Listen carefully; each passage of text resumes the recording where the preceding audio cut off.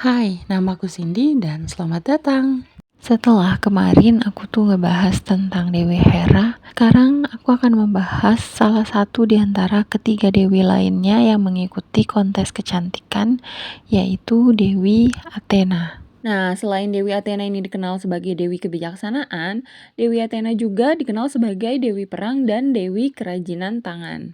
Dewi Athena ini juga tidak menikah hingga dikenal juga sebagai Dewi yang perawan. Menurut legendanya ya, Athena adalah putri kesayangannya Dewa Zeus. Di sebagian mitologi mengatakan bahwa Athena ini dilahirkan oleh Dewa Zeus tuh secara mandiri tanpa pasangan. Tapi di mitologi lain dikatakan bahwa Dewi Athena ini memiliki ibu, yaitu Dewi Metis. Dewi Metis sendiri nih ya adalah dewi pemikiran dan kepandaian. Dewi Metis juga terkenal sebagai dewi kebijaksanaan. Nah, maka dari itu, Athena ini diberkati kekuatan dari ayahnya dan kepandaian serta kebijaksanaan dari ibunya. Dewi Athena juga digelari dengan Pallas. Nah, dalam satu legenda mengatakan bahwa Pallas itu dianggap sebagai ayahnya Athena, makanya Athena tuh mendapat gelar Pallas. Tapi di legenda lainnya juga mengatakan bahwa kenapa dia digelari Pallas itu karena Athena tuh berhasil membunuh Pallas dalam sebuah perang antara dewa melawan Titan.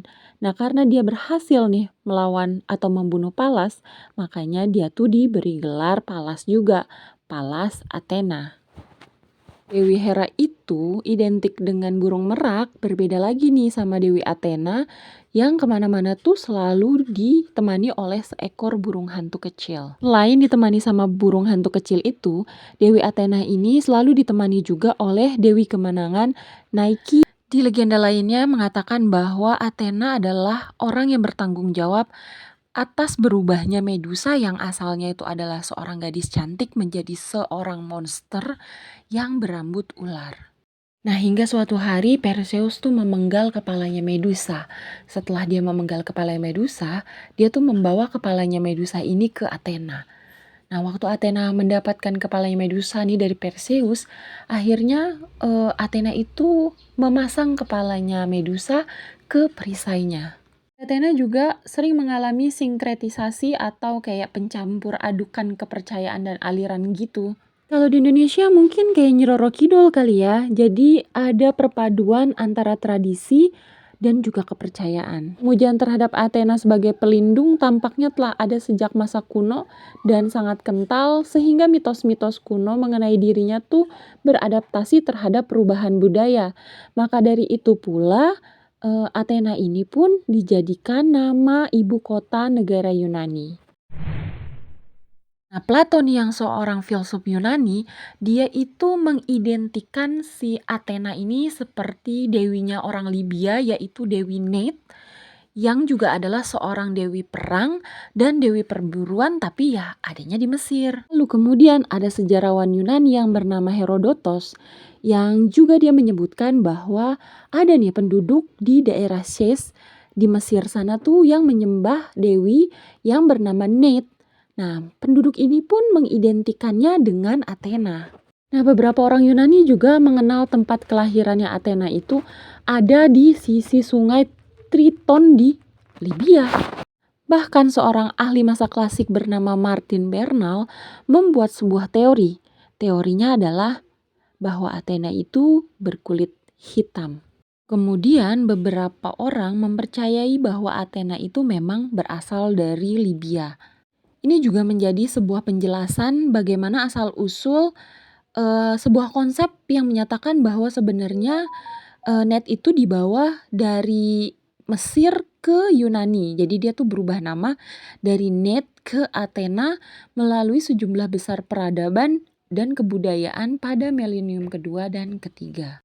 Berbeda dengan Hera yang sifatnya pendendam dan pencemburu ya, Athena ini dipercaya itu memiliki sifat pelindung.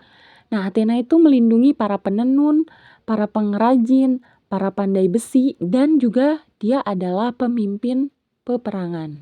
Kalau Athena di dalam perang itu berperan sebagai sisi strategis dan disiplin. Beda banget sama saudaranya Ares yang sama-sama dewa perang, tapi kalau Ares tuh kayak melambangkan sisi jahatnya perang gitu, kayak kekejaman perang, haus darah, dan pembantaian. Walaupun Athena ini dikenal sebagai dewi perang atau dewi strategis perang, tapi sebenarnya Athena itu membenci pertempuran tanpa tujuan. Athena tuh lebih memilih menyelesaikan masalah tuh dengan kebijaksanaan. Makanya Athena juga dikenal sebagai dewi kebijaksanaan. Sebagai dewi perang ya, simbol-simbol Dewi Athena ini memang benda-benda yang berhubungan dengan peperangan seperti baju perang, tombak, helm perang, dan perisai. Benda-benda yang tadi, Dewi Athena juga disimbolkan dengan Aegis. Jadi Aegis ini tuh kayak mantel atau jubah yang dipercaya mampu memberikan perlindungan yang sangat kuat gitu. Nah, Aegis ini tuh cuma dimiliki sama Athena dan Dewa Zeus. Nah, sementara hewan yang merupakan atributnya Dewi Athena itu kayak burung hantu, ada ular, dan laba-laba. Nah, karena Dewi Athena ini merupakan dewi kebijaksanaan, maka hingga hari ini tuh burung hantu dianggap sebagai simbol kebijaksanaan. Dewi Athena juga dipercaya merubah Arachne. Nah, Arachne ini adalah seorang ahli penenun ya, tapi dia tuh nolak menyatakan bahwa keahliannya menenun itu adalah berkah dari Dewi Athena. Bahkan dia tuh ngerasa bahwa tenunannya atau keahliannya menenun itu lebih baik daripada Athena.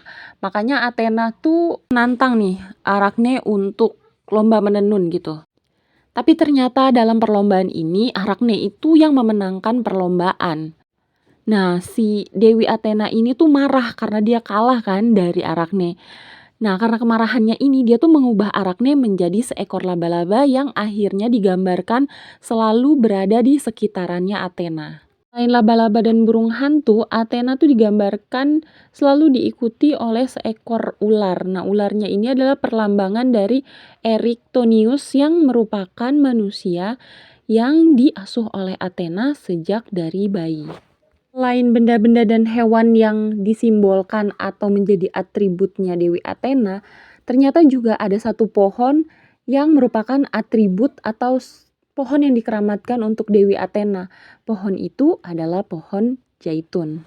Ya, kira-kira itulah sebagian fakta tentang Dewi Athena yang bisa aku share atau aku bagi di video aku yang kali ini. Nah, sebenarnya fakta tentang Dewi Athena itu masih banyak lagi. Buat kalian yang tahu tentang fakta Dewi Athena bisa drop di kolom komentar.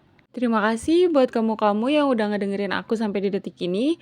Jangan lupa kasih aku tombol like kalau kamu suka sama video aku. Dan sampai ketemu lagi di video aku berikutnya.